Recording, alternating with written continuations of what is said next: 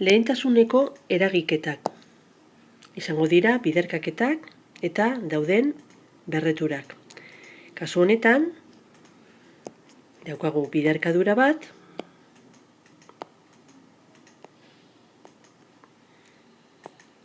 baina hasiko gara egiten berretura hau, gero biderkadura egiteko. 3x, bider a gehi b karratu. Biderkadura nabarmena denez, x karratu, gehi 2x, gehi bat. Ken parentesia zabaltzen dugu, hobeto zabaltzen dugu gako bat. Biderkadura nabarmen hau da a gehi b, bideraken b.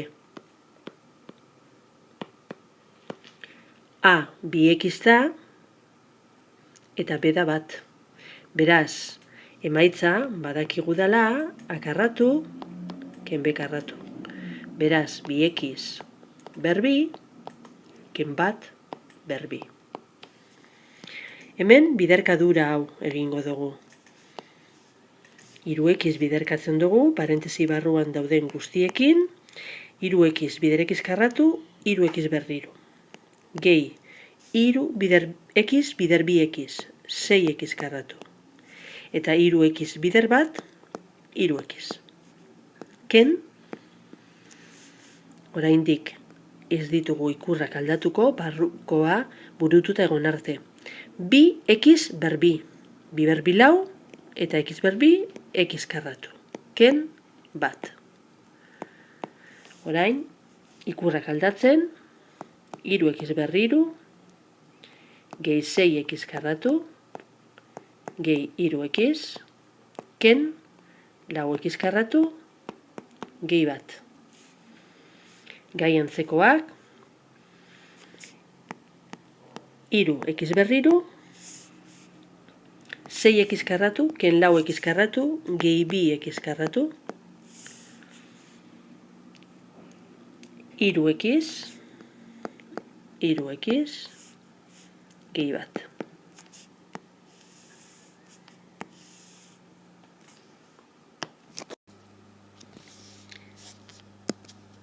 Hemen lehentasuneko eragiketa izango da hemengo biderkadura nabarmena eta hemengo biderkadura nabarmena.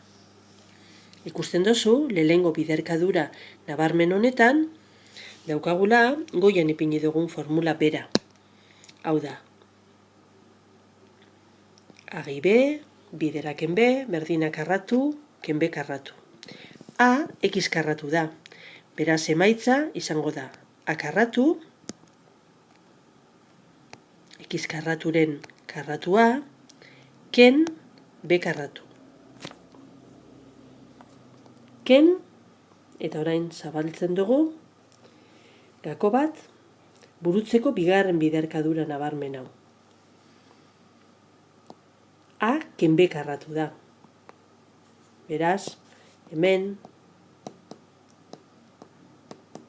a karratu, ken bi a b, gehi b karratu. A, x karratu da, eta b, bat. Beraz, emaitza izango da, a karratu, ken bi bider a bider b, gehi b karratu. Hemen dago berretura baten berretura. Gogoratu hor, berretzaileak biderkatu behar direla. Beraz, x berlau. Ken lau. Eta gako barruan berriro agertzen da biderkadura egiteko berretzaileen artekoa, bi bider bi. Beraz, x berlau berriro. Ken bi x karratu, gehi bat. Orain, gakoa desagertarazteko, barruko ikurrak aldatzen ditugu.